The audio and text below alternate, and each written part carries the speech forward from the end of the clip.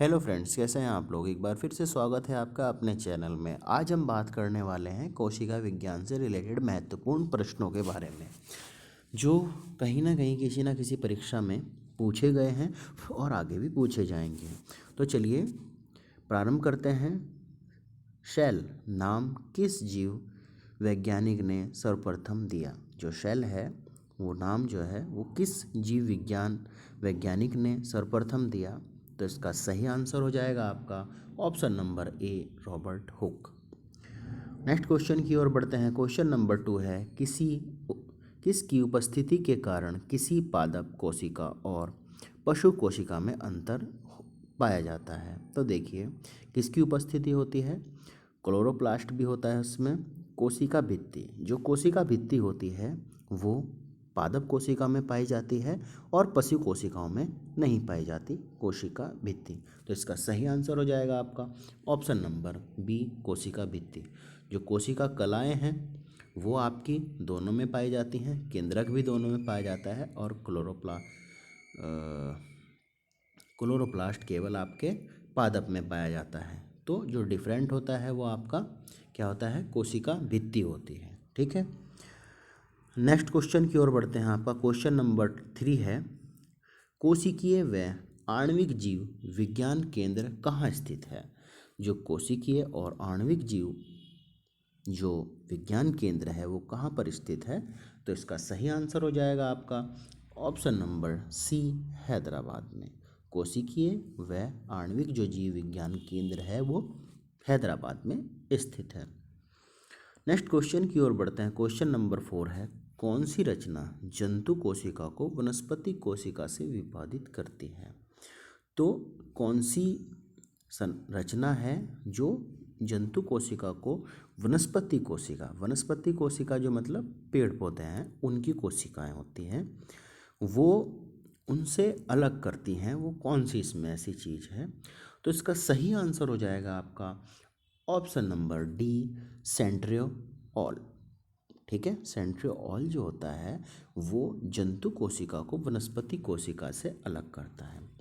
Ribosome दोनों में पाया जाता है, माइटोकॉन्ड्रिया दोनों में पाया जाता है, सेंट्रियोमियर भी दोनों में पाया जाता है।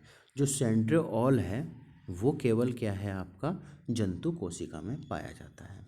ठीक है, ये पादप कोशिका में नहीं पाया जाता। ठीक है, नेक्स्ट क्वेश्चन की ओर बढ़ते हैं। क्वेश्चन नंबर 5 है, निम्नलिखित में से कौन सा कोशिकांग डीएनए रखता है? तो इनमें से कौन सा कोशिकांग है जो डीएनए रखता है? तो इसका सही आंसर हो जाएगा आपका ऑप्शन नंबर ए, माइटोकॉन्ड्रिया। जो माइटोकॉन्ड्रिया है वो डीएनए रखता है। ठीक है, अब इसमें अलग अलग आपके शब्द दिए हुए हैं।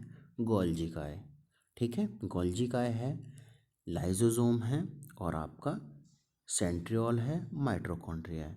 जो माइटोकॉन्ड्रिया है उसे पावर हाउस कहा जाता है एनर्जी का। ठीक है, एनर्जी का पावर हाउस कहा जाता है, श्वसन का भी कार्य करता है। जो गोल्जी काय होता है वो एनर्जी को एक जगह से दूसरी जगह पहुंचाता है। ठीक है, और जो लाइसोसोम होता है उसे आत्महत्या की थैली कहा जाता है। ठीक है, किसमें? कोशिका की आत्महत्या की थैली कहा जाता है लाइसोसोम को। ठीक है, नेक्स्ट क्वेश्चन की ओर बढ़ते हैं। और जो सेंट्रियोल है ये आपका कोशिका विभाजन का काम करता है। नेक्स्ट क्वेश्चन की ओर बढ़ते हैं। क्वेश्चन नंबर 6 है, निम्नलिखित कोशिका अंगकों में कौन सा एक अर्धपारगम्य है? तो इसका सही आंसर हो जाएगा आपका ऑप्शन नंबर बी, कोशिका झिल्ली। इसमें दो ही चीज़ें आपको ध्यान रखनी है। कोशिका झिल्ली अर्धपारगम्य है और कोशिका भित्ति पारगम्य है। ठीक है, अर्धपारगम्य वो होता है जिससे आप कुछ जो कोशिका जो झिल्ली है वो कुछ पदार्थ कोशिका के अंदर जाने देती है और कुछ को बाहर रोक लेती है। तो वो जो ज़रूरी चीज़ें रहती हैं वो कोशिका को दे देती है, जो ज़रूरी नहीं रहती है वो कोशिका से बाहर रखती है। तो उसे ही कहते हैं अर्धपारगम्य जो झिल्ली है, और जो पारगम्य है वो कोशिका भित्ति है। नेक्स्ट क्वेश्चन की ओर बढ़ते हैं। क्वेश्चन नंबर 7 है, कोशिका में राइबोसोम की अनुपस्थिति में निम्न में से कौन सा कार्य संपादित नहीं होगा?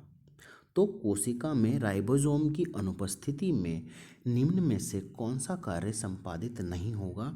तो इसका सही आंसर हो जाएगा आपका ऑप्शन नंबर सी, प्रोटीन संश्लेषण।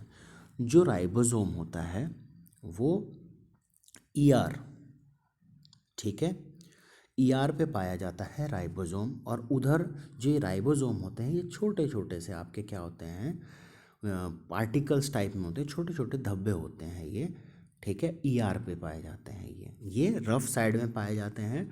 ईआर दो पार्ट में डिवाइड होता है, एक रफ साइड होती है और एक आपकी स्मूथ साइड होती है, ठीक है। तो राइबोसोम रफ साइड में पाया जाता है और ये राइबोसोम जो रफ साइड में जहाँ पे पाया जाता है वहीं पर क्या है, प्रोटीन का निर्माण होता है, ईआर पे ही। तो कभी अगर आपसे पूछा जाए कि प्रोटीन का निर्माण कहाँ होता है, एक ईआर पे होता है, ठीक है, और एक होता है आपका, एक रेटिकुलम होता है ईआर, ठीक है, एक राइबोसोम होता है, ठीक है। तो राइबोसोम की साइड जो है वो आपका अगर ओवरऑल पूछा जाए तो ईआर भी बोल सकते हैं, और राइबोसोम मेनली ये राइबोसोम उसी का पार्ट है ईआर का ही। तो वहाँ पर क्या होता है, प्रोटीन का संश्लेषण होता है, प्रोटीन का निर्माण होता है। तो अगर राइबोसोम की अनुपस्थिति हो जाए तो प्रोटीन संश्लेषित नहीं होगा, ठीक है। नेक्स्ट क्वेश्चन की ओर बढ़ते हैं। क्वेश्चन नंबर 8 है, कौन सा कोशिकांग प्रोटीन संश्लेषण में प्रमुख भूमिका निभाता है? तो ये मैं आपको पहले ही बता चुका हूँ, तो इसका सही आंसर हो जाएगा आपका option number D, endoplasmic reticulum एवं राइबोसोम। ईआर बोलते हैं इसे, एंडोप्लाज्मिक रेटिकुलम को, ठीक है, ईआर को क्या बोलते हैं, एंडोप्लाज्मिक रेटिकुलम एवं राइबोसोम, ठीक है। तो मैंने पहले ही बताया ईआर दो पार्ट में डिवाइड होता है, एक आपका स्मूथ साइड होती है, जो स्मूथ साइड होती है वो आपकी वसा का निर्माण करती है, ठीक है, और जो रफ साइड होती है वहाँ पर राइबोसोम के कारण होती है और वहाँ पर प्रोटीन का निर्माण होता है। तो अगर आपको वसा का भी पूछा जाए तो जो एंडोप्लाज्मिक रेटिकुलम है वो वसा का भी निर्माण करता है। नेक्स्ट क्वेश्चन की ओर बढ़ते हैं। क्वेश्चन नंबर 9 है, निम्नलिखित पोषकों में से कौन सा एक पौधों की कोशिका भित्ति का एक संरचनात्मक घटक है?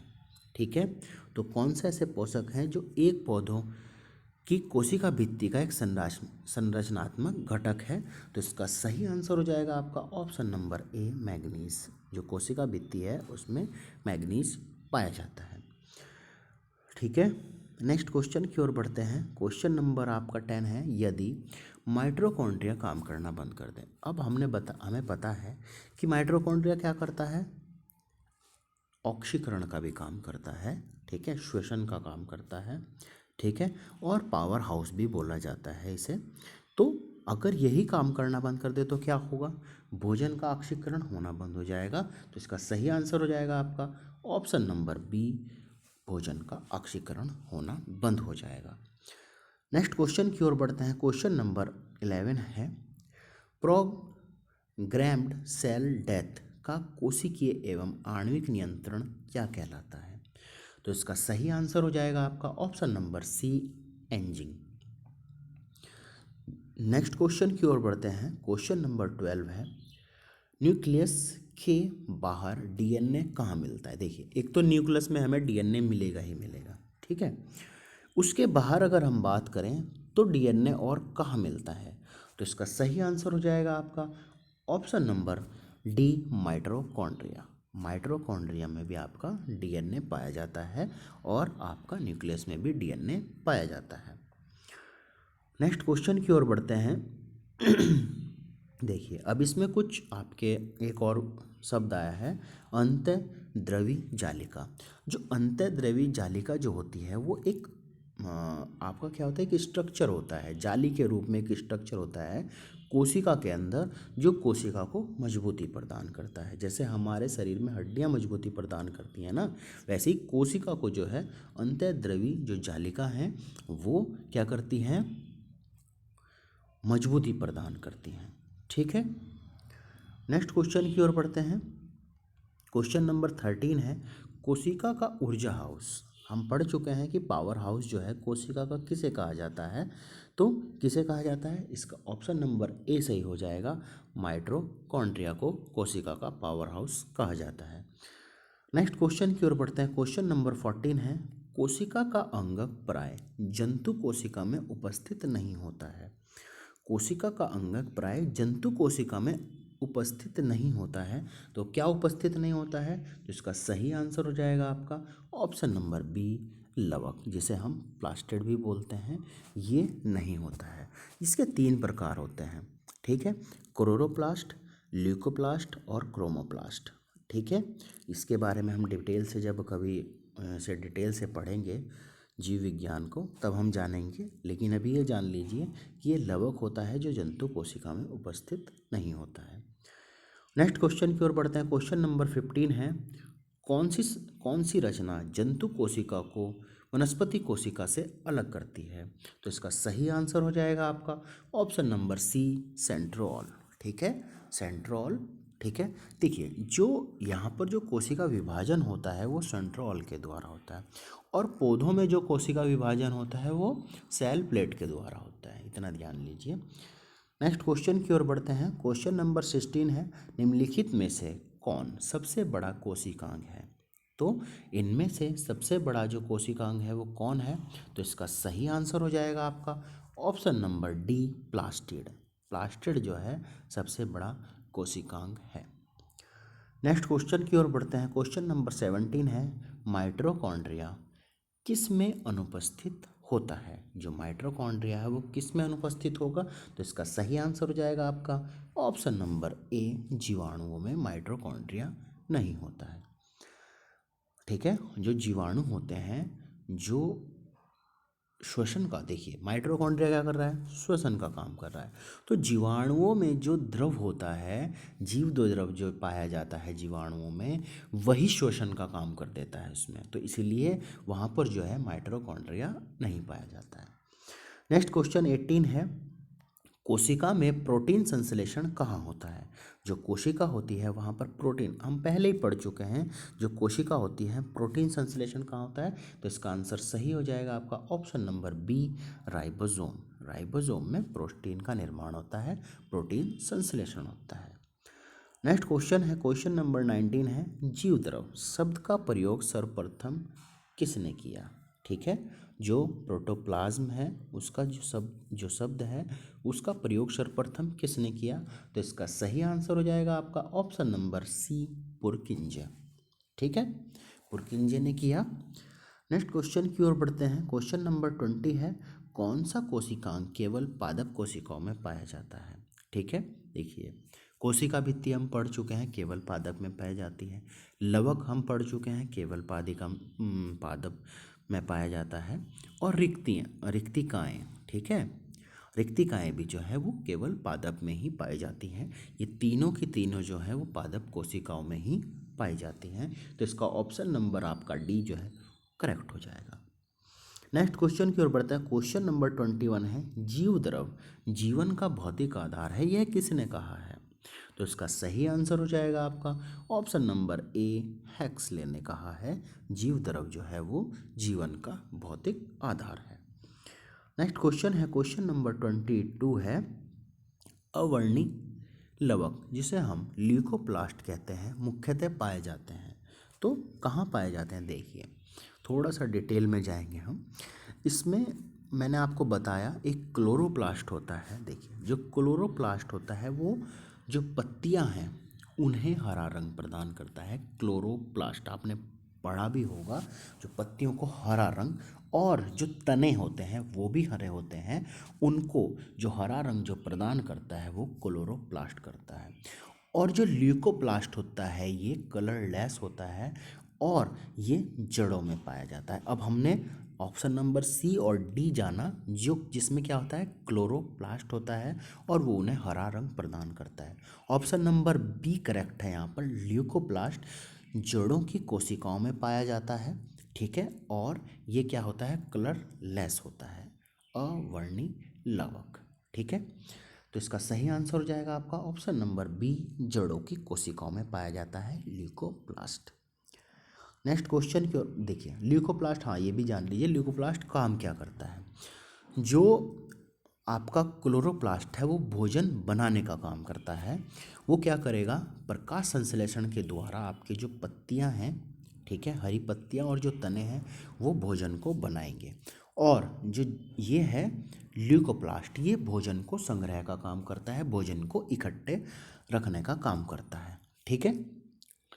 नेक्स्ट क्वेश्चन की ओर बढ़, और जो लास्ट में मैंने बताया था आपका क्रोमोप्लास्ट। क्रोमोप्लास्ट क्या है, जो आपके जैसे टमाटर को लाल रंग कौन प्रदान करता है, मिर्च को हरा रंग कौन प्रदान करता है, जो फल होते हैं उन्हें जो कलर प्रदान करता है वो आपका क्रोमोप्लास्ट के द्वारा होता है।